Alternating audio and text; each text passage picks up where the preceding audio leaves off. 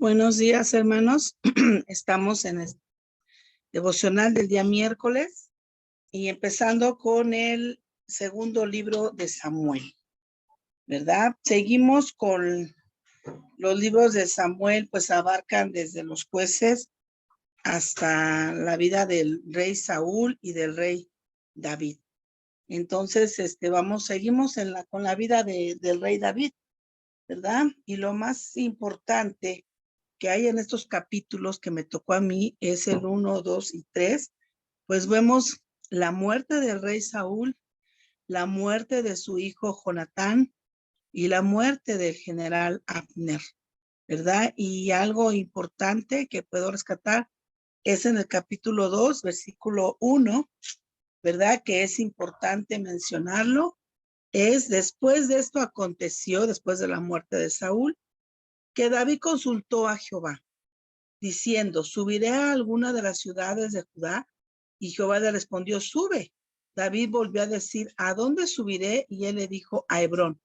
David subió allá y con él sus dos mujeres, Ahinoam, Jezreelita, y Abigail, la que fue mujer de Nabal, el de Carmel.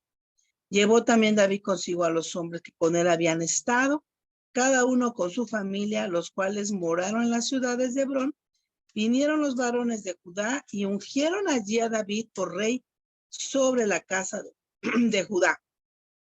Y dieron aviso a David, diciendo, los de Jabes de Galaad son los que sepultaron a Saúl, ¿verdad? Entonces vemos el ungimiento del rey David.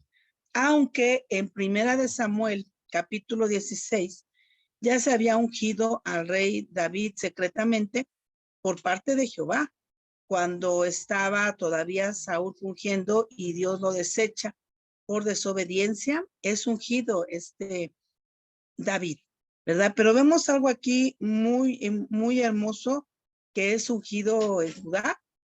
Y bueno, vemos que esto es una acción que David tuvo a bien preparar, por así decirlo, porque en el capítulo 30 de Primera de Samuel, cuando lucha David con los amalecitas, ¿verdad? Y toma el botín de los amalecitas, ¿verdad? Él hace algo muy extraordinario, que hace un rey y que por eso también era un rey conforme al corazón de Dios. Era un rey que no pensaba en sí mismo, sino pensaba en su pueblo. Y el botín, ustedes leen el capítulo 30 de Primera de Samuel, van a ver cómo David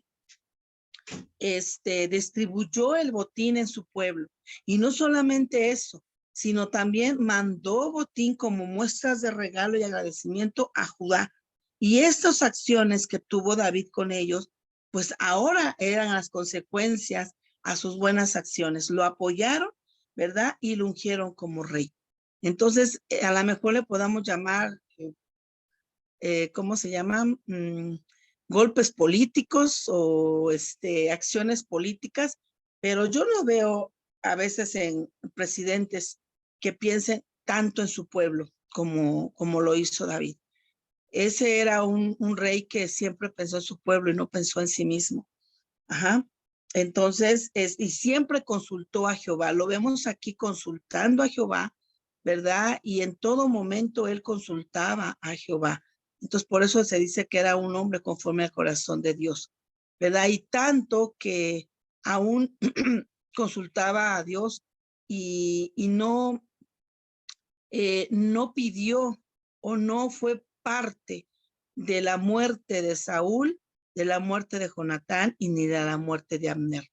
Él no, en esos 3 capítulos fueron esos muertos, pero él no tuvo nada que ver en esas muertes, no mandó matar su pecado que él confesó, ¿verdad? Fue cuando mandó matar al esposo de Betsabé, ¿verdad? Pero después de ahí, él ya no lo hizo, ¿no? Y se cumple ese principio bíblico, ¿no? Que dice la palabra de Dios, si confesamos nuestro pecado y nos apartamos de él, pues alcanzamos misericordia.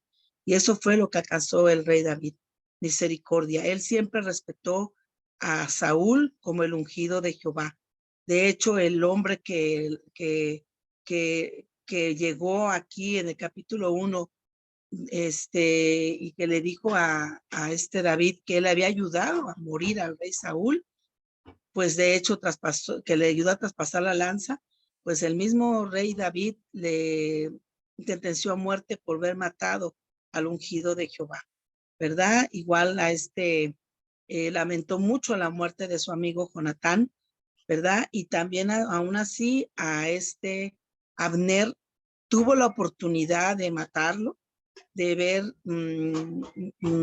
porque era obvio que Abner era algo político y en la cual después se le iba a voltear a David. Abner era del ejército de Saúl, por lo tanto iba a estar en contra de David, ¿verdad? Y tuvo la oportunidad de matarlo y no lo hizo, ¿verdad? Posteriormente, quien lo mató fue Joab, también del ejército de David, ¿verdad? Ay, no, ¿cómo me vaya a confundir? Abner del ejército de Saúl, Joab del ejército de David.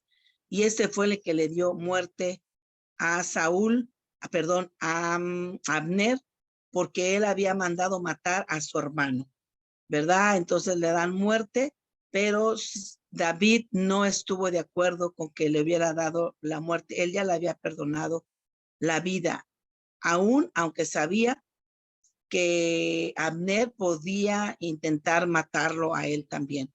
Entonces vemos aquí, hermanos, algo extraordinario. Creo que en la relación que David tenía con Dios y nosotros también en la relación que nosotros tenemos con Dios, y él consultaba a Dios, Dios le decía qué hacer, ¿verdad? Y Dios nos dice qué hacer, ¿no? Dice la palabra que la venganza es de él, no nuestra. Y nosotros no tenemos por qué meter las manos y vengarnos a veces, aunque a veces, muchas veces, hermanos, tenemos la oportunidad. Yo les digo porque hay veces que en el ministerio, no van a dejar mentir, en el servicio a Dios, se levantan enemigos, críticas, se levantan traiciones y se levantan enemigos, ¿verdad? Y no solamente a veces dentro de la misma comunidad cristiana, a veces por fuera, ¿verdad? Y en ocasiones, hermano, déjenme decirle que muchas de ellas podríamos tener la oportunidad de vengarnos, la oportunidad de cobrárnosla, como dicen en el mundo, ¿no? Pero dice la palabra, la venganza es mía. Es mejor dejar la causa y tener ese corazón como el de David. Dejarle la causa al Señor y que el Señor sea el que actúe. Más cuando se trata en el contexto de iglesia. No tenemos nosotros la facultad para, para poder, ¿cómo se llama? Pues tomar la venganza en nuestras manos, ¿verdad? Porque tenemos un juez que es justo y tenemos un juez que está en el cielo y que y que puede desde allá implantar la justicia como él la ve, ¿verdad? Y entonces nosotros tenemos que apelar a esa justicia, ¿verdad? No tomando la justicia en nuestras manos. Cuando es algo humano, trágico, ¿verdad? Que es como un asesinato, pues así, claro, ahí están las leyes, ¿no? Pero cuando son espirituales, como a veces críticas, ofensas, de ese tipo de cuestiones, pues tenemos un Dios que lo ve todo y que David siempre llevó su causa al Señor, ¿verdad? Para que él hiciera justicia.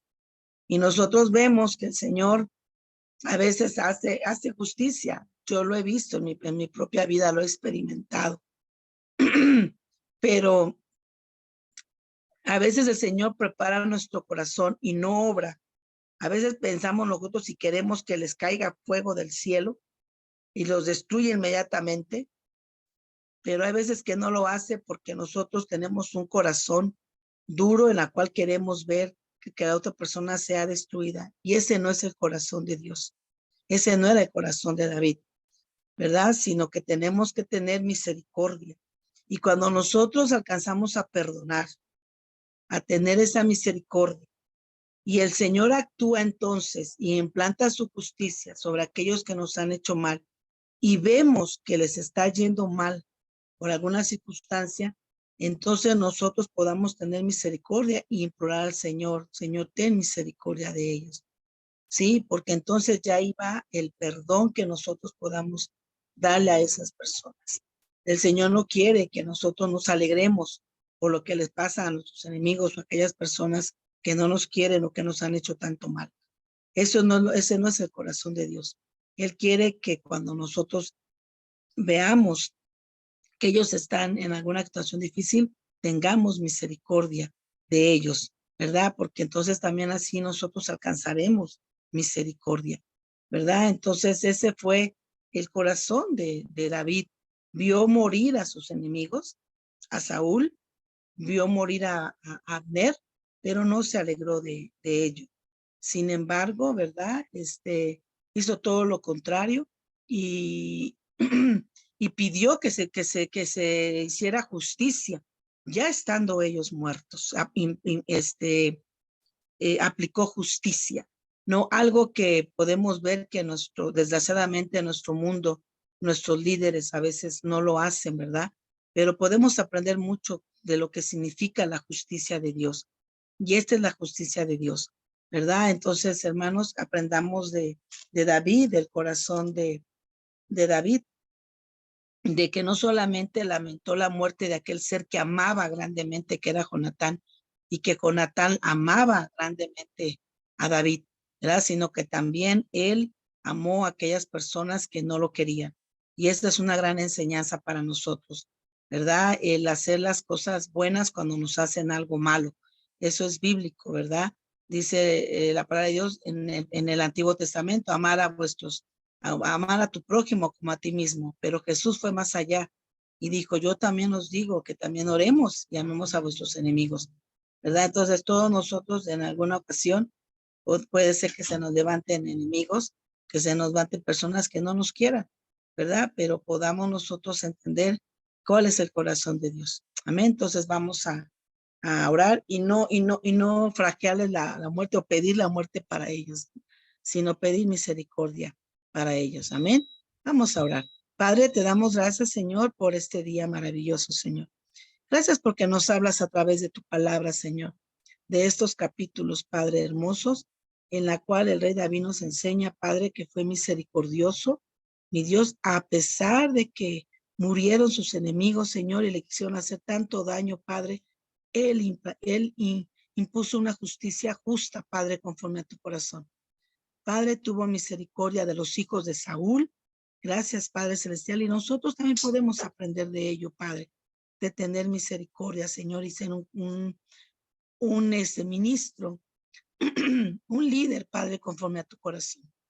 Padre, permite que podamos aprender de tu palabra, Señor, y que podamos, Señor Santo, perdonar, mi Dios, cuando tengamos que perdonar, Señor Santo, y que podamos, Padre, ver tu justicia, sabemos, y confiar en que tú vas a actuar, Señor. Cuando nosotros no actuamos, Señor, y lo dejamos a tu justicia, tú actúas, Padre, pero a tu tiempo, mi Dios. Danos paciencia, danos amor, danos misericordia, Señor, para poder, Padre mío, hacer las cosas como las hizo el rey David, Señor Santo.